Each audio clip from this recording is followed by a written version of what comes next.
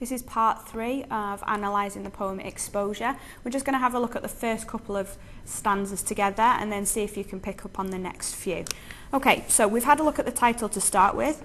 We've got our interpret colour there with several different interpretations and also a link to the intention as well for explore, which is why it's purple. So let's have a look at the opening of this stanza here.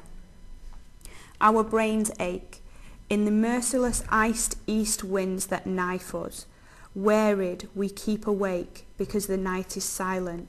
Low drooping flares confuse our memory of the salient. Worried by silence, sentries whisper, curious, nervous, but nothing happens. Okay, so the first thing I'm remembering is some of the use of language, which was about the first person. So we've got us. So my language colour here, us, we know it's personal, our, so these are first person pronouns, and it shows it's personal. There's a definite link there. Okay, so we've got pronouns in here.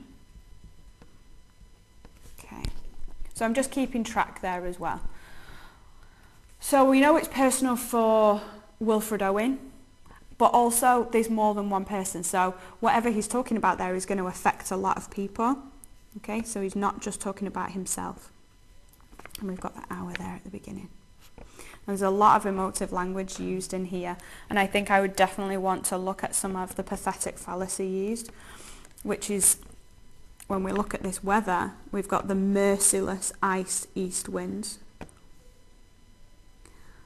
So we've got the winds,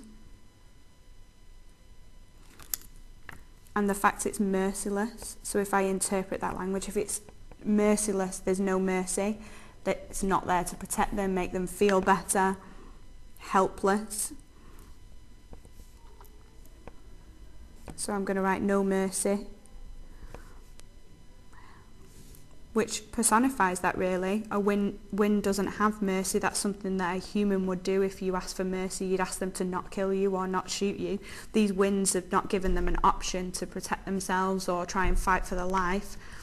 So there it's almost more dangerous than the men that they're fighting against in war.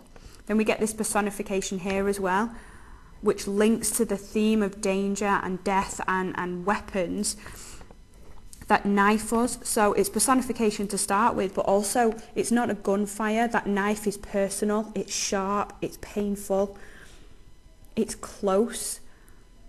It seems more violent in some way. It's not a quick death. And then we get this structural, alliterative focus here on the W's. Wearied, tired, we, awake. So we've got all the W's here. Almost like he's trying to highlight to us how tired they are and how they've got to force themselves to be awake, to be living, to be conscious. And then we still have the personification here of the night is silent. So I'm already starting to build this image up of this fear of danger, of violence, of an enemy that shows no mercy. And then we've got the night is silent. That sounds quite ominous, quite threatening, almost as if it was going to attack you.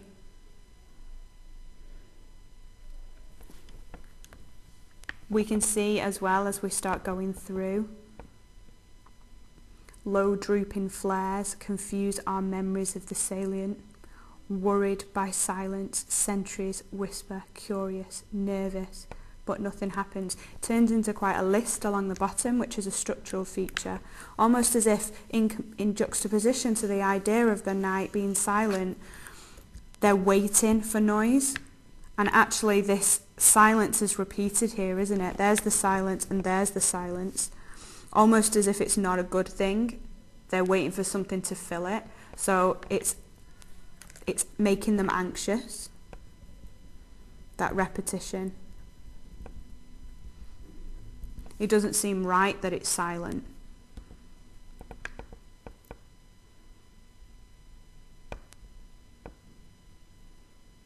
Okay. And then if I was to look at this stanza as a whole, I would start questioning this section here. Why is this sentence on its own? We've got it indented. There's this pause. Does that pause represent them waiting, anticipation, anxiousness? So we could read into that in a lot of different ways, that pause there, which is a structural feature. And it emphasises this section here, these 3 words. So those 3 words must be important. Nothing happens. That idea of war is about waiting. Spending more time maybe feeling anxious, nervous, uncomfortable, cold, constantly on edge. Okay. So lots of things to pick up on there, and there's lots of things that we didn't as well. Why don't you have a pause of the video now and see if you can have a go at analysing the next section there. Use the questions to help you, and then come back and we'll do a bit of a comparison to see how you did.